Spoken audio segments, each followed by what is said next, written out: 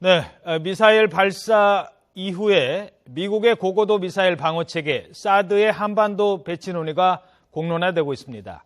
또 앞서 전해드린 것처럼 중국은 지금 이 사드 배치에 거세게 반발하고 있습니다. 동국대학교 김용현 교수와 함께 자세한 얘기 나눠보겠습니다. 안녕하십니까? 네, 안녕하십니까?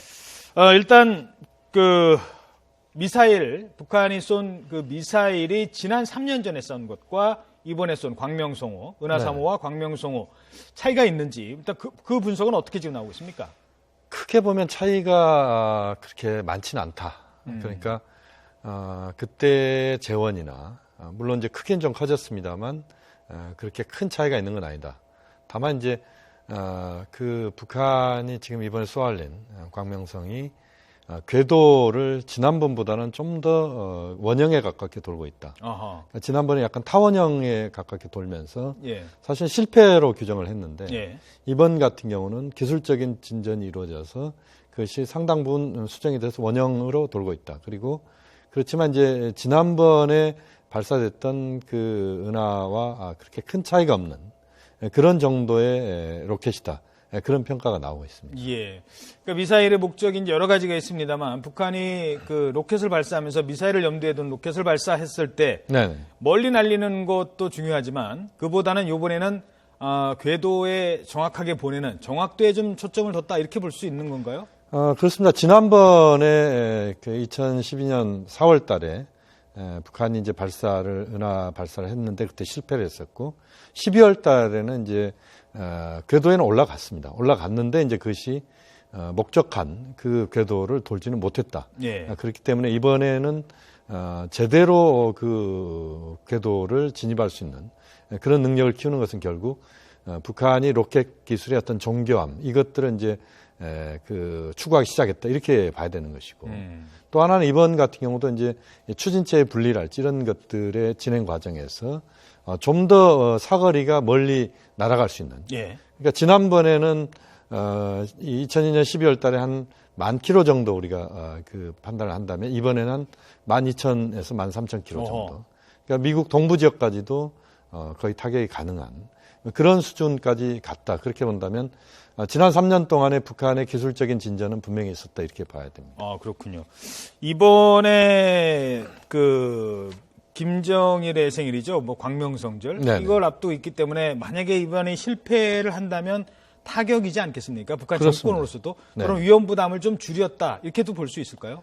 물론 그렇습니다. 지난번에 2012년도에 발사한 그런 로켓과 거의 유사한 형태로 발사가 이루어졌다는 것은 결국 북한이 발사 실패했을 경우에 대한 부담 이런 것도 염두에 뒀다 이렇게 봐야 됩니다. 왜냐하면 2012년도에 발사를 했고 지금 3년 만에 발사를 했습니다만 2월 16일이 김정일 위원장의 생일입니다.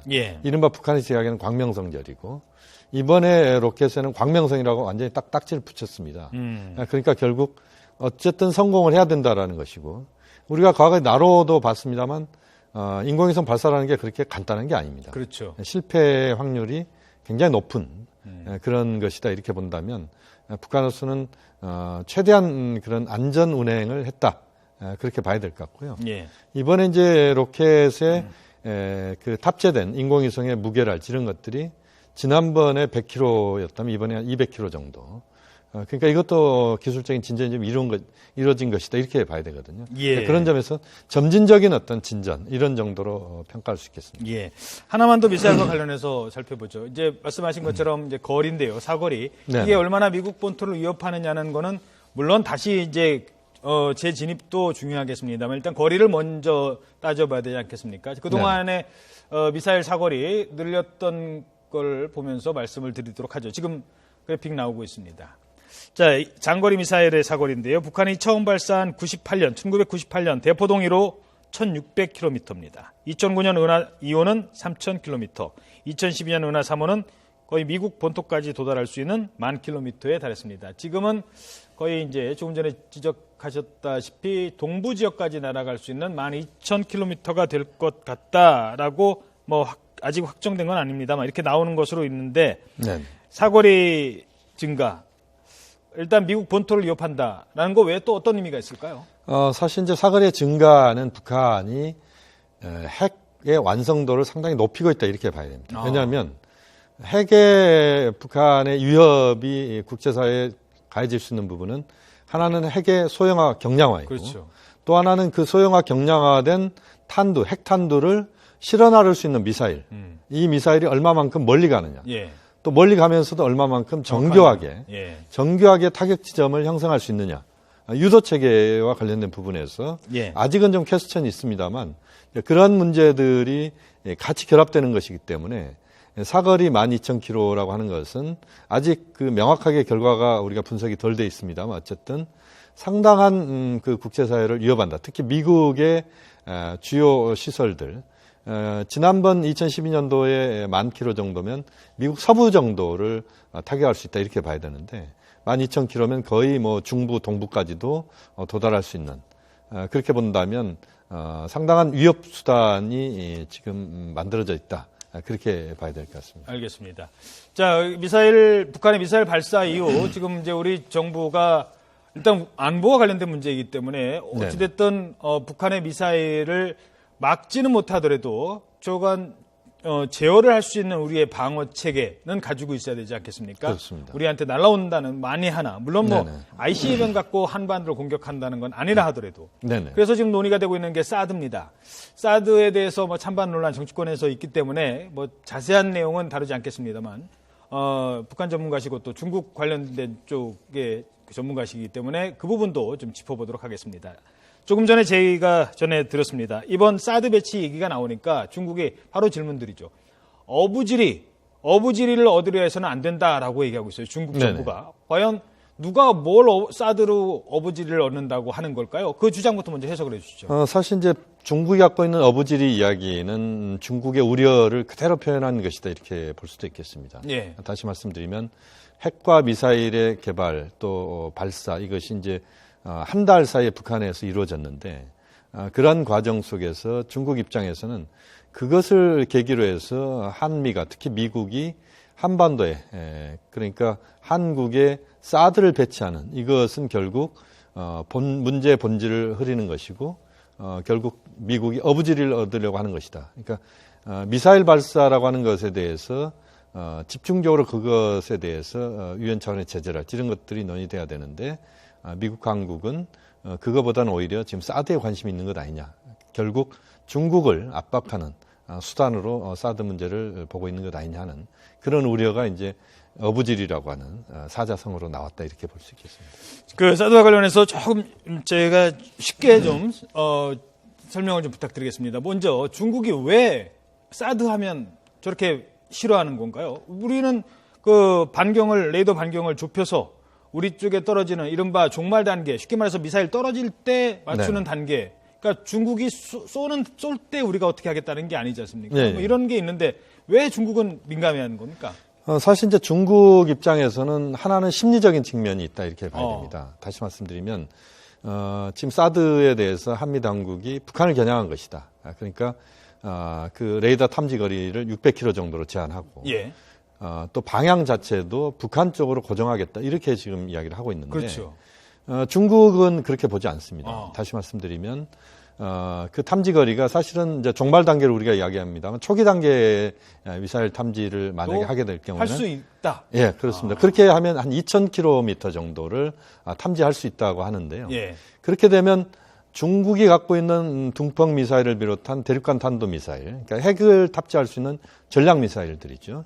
그 전략 미사일들이 지금 배치되어 있는 상당수의 지역을 다 커버하면서 중국의 그런 군사적 활동을 상당 부분 사전에 탐지하면서 압박할 수 있다.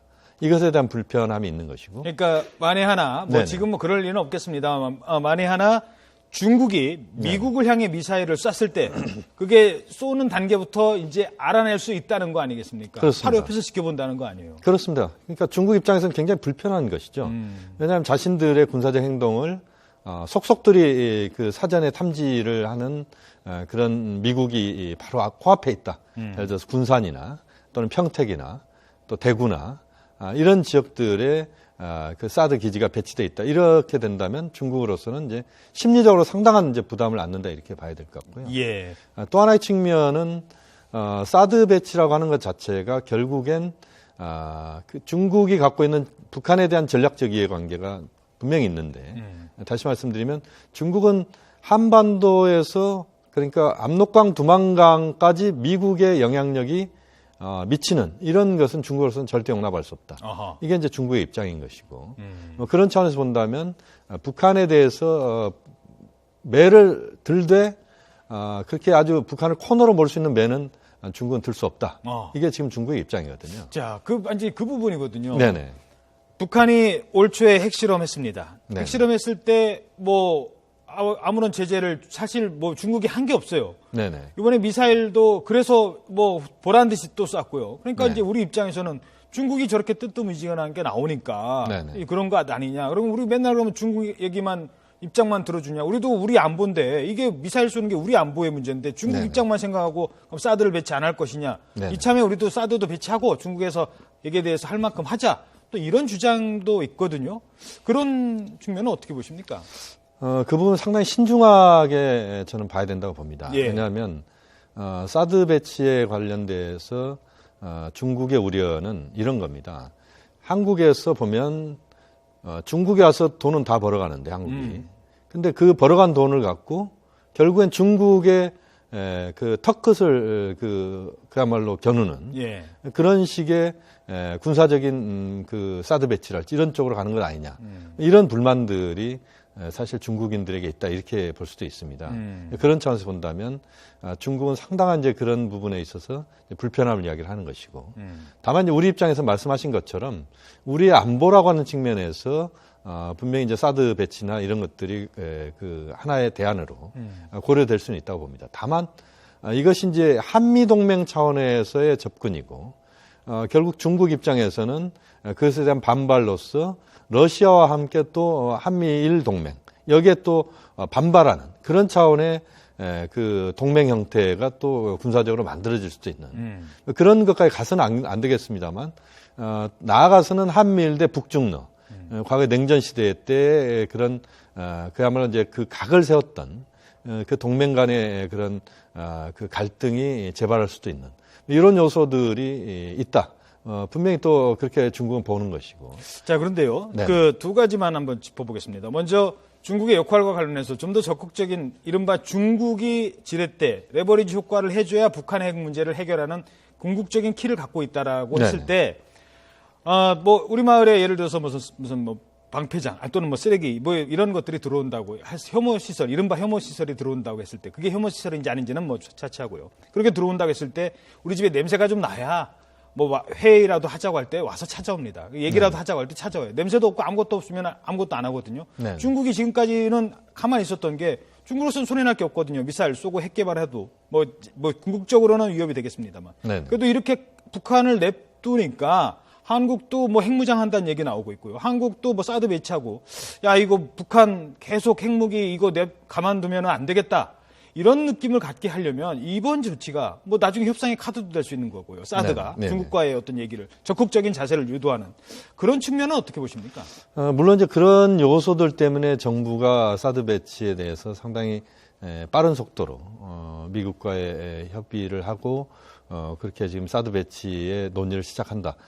그런 이야기가 나오는 것은 결국 지금 말씀하신 우회적으로 중국을 압박한다 이런 차원의 전술이다 이렇게 볼 수 있습니다. 다만 문제는 뭐냐면 중국 입장에서 봤을 때 그러한 한국의 그런 그 전술적인 행동들이 중국으로서는 상당히 또 마땅치 않은 부분입니다.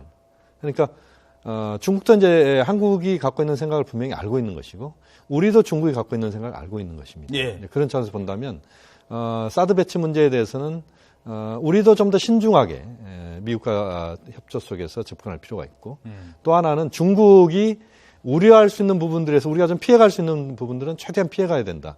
또 그 과정에서 북한 문제를 해결하는 해법, 핵 문제를 해결하는 해법은 역시 한미 중의 협조 속에서 한미 중이 합의할 수 있는 최소한의 공약수부터 찾아서 접근하는 것이 필요하다고 본다면 그런 점에서 중국과의 관계를 우리가 상당히 신중하게 설정하면서 갈등으로 갈 필요는 없다. 문제를 풀어가는 것이 중요하다고 봅니다. 예. 자, 그런 측면에서일까요? 하나 지금 걱정이 되는 게 예를 들어서 중국이 한국이 이렇게 나와? 그러면 경제적으로 아까 네. 말씀하신 돈은 뭐 우리 중국에서 벌어가면서 그 돈으로 뭐 사드 배치 뭐 이런 식으로 논리를 편다면 뭐 우리는 한중 간의 관계가 안 좋으면 잃을 게 많습니다. 예를 들어서 뭐 관광객들도 있고요. 네. 예를 들어서 뭐 우리 수출 품목도 있고요. 우리가 북한에 대해서 뭐 제재할 때 항상 얘기를 하고요. 중국을 너무 자극해서도 안 된다라는 그런 의견도 있을 수 있거든요. 어떻게 보십니까? 그렇습니다. 사실 이제 중국에 대해서 우리가 갖고 있는 생각으로 중국을 컨트롤할 수 있다 이렇게 생각하는 것은 저는 좀 잘못된 생각이라고 봅니다. 예. 중국 역시 우리를 컨트롤하면서 뭔가를 자기들 유리한 쪽으로 바꿔나간다. 이것도 저는 좀 잘못된 것이다. 그러니까 한중 간에 매우 겸허하면서도 솔직한 대화들을 좀 할 필요가 있다라고 보고 그런 과정에서 우려스러운 상황들이 발생하지 않도록 그 충분한 그 핫라인들이 작동할 필요가 있다고 봅니다. 특히 이번에 그 한중 정상 간의 대화가 있었습니다만 또 대화를 해야 되는 것이고 또 실무적으로도 군사 부분에 있어서 대화가 이루어져야 된다. 왜냐하면 지금 이제 중국이 지금 춘절이기 때문에 지금 그 외부 환경이나 이런 생활의 변화 이런 것들에 대해서 별로 관심들이 없는 상황. 지금 여론이 형성될 때는 아니군요. 그렇습니다. 조금 예. 지나면 아마 지나면. 중국의 뭐 인터넷이랄지 이런 데에서 또 우리에 대한 한국에 대한 사드 문제를 계기로 해서 중국인들 사이에서 이제 뭐 여러 가지 또 이야기들 나올 수도 있는 예. 이런 사태는 저는 상당히 우려스럽다고 보고 예. 그런 점에서 많은 대화가 지금은 한중 간에 필요한 부분이고 예. 한미 중의 대화가 필요하다고 봅니다. 알겠습니다. 자, 이번에 또 뭐 많은 분들이 얘기를 하겠습니다만 미국도 고래지만 중국도 고래입니다. 그렇습니다. 예. 갑자기 이렇게 등이 아픈지 모르겠습니다. 네. 동국대학교 김용현 교수였습니다. 오늘 말씀 고맙습니다.